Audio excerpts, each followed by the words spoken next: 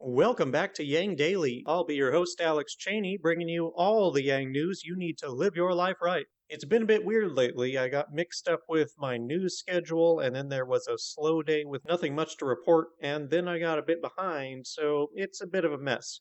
Anyway, this will be the first of two episodes today. We certainly have some worthy news to report now. Quick shout out to our Tier 3 patrons Peter Park, Shay Meehan, and Nathan Stankowski, as well as all our other patrons. You keep us all informed and engaged. If any of you out there want to join these advocates of humanity first and independent journalism, head on over to patreon.com/yangdaily. It would only take a couple of bucks a month from each listener to keep this podcast and community going and growing into the future. Now on to the news. The trial of Derek Chauvin, the officer who murdered George Floyd, has ended in a conviction on all three counts. Chauvin was found guilty of second-degree manslaughter, second-degree murder, and third-degree murder. He will be sentenced in 8 weeks' time and could face up to 40 years in prison. This is literally the least that should be expected from an unquestionable murder filmed in its entirety. The fact that the decision comes as a relief to so many, that the outcome was in question in so many minds, speaks very loudly to just how little justice is expected from our justice system. It's a distrust that is unfortunately earned. For every incident like this, there are more that were not filmed or did not gain national attention, in which there was no accountability. Chauvin himself was cited for excessive force dozens of times before this, without consequence. The police initially reported this murder as Floyd having suffered a medical incident while in custody, the officers having called for an ambulance, and Floyd having died in the hospital. How many more incidents were whitewashed the same way, and no one ever found out the truth? The systemic biases in everything from jury selection to police behavior, sentencing, policy, and so much more is statistically clear as well. There are bad cops, but there's also much more than that, including culture. It's worth noting that I found a lot of comments on Twitter even today arguing that Chauvin did nothing wrong. How anyone could believe that at this point is something to think on. Locking up this murderer is the smallest of steps that must be taken and does not begin to address the systemic reforms that are needed. We can't afford to treat this as a resolution of all the problems. We have a lot of work yet to do.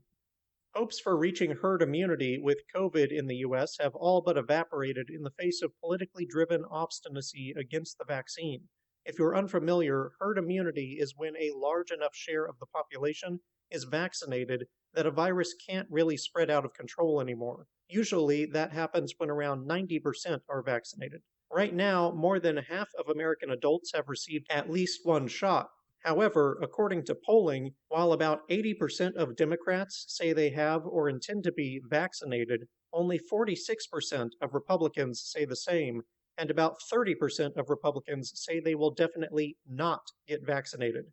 What that means for everyone is that we will never reach the point where the virus can be eradicated or controlled by a single lifetime shot, as the measles are. Due to irrational disregard for COVID, fueled by anti-vax conspiracy theorists and right-wing politics, the virus will be active for the foreseeable future.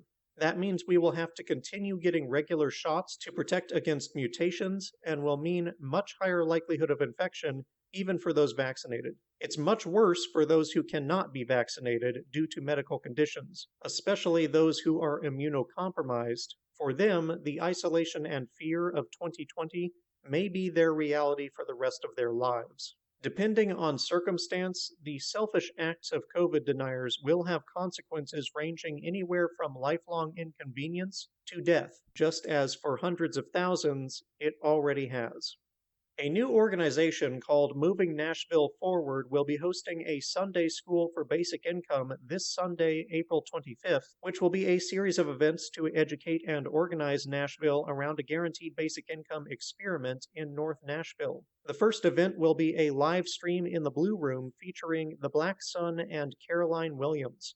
More details in the links below. Let's help bring Nashville into the fold, gang. Yang has picked up his daily endorsement, this time from Assembly member Kenny Burgos. Welcome aboard, Kenny. Humanity Forward has launched a new Twitter account called Amplify Humanity to serve as their correspondence hub for community outreach, particularly for volunteers. They ask that questions for Humanity Forward be sent there.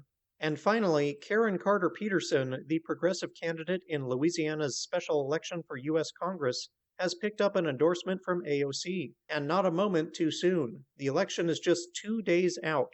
If you know anyone in the state, remind them to vote and direct them to Peterson's support for recurring cash relief. We need all the allies in Congress we can get.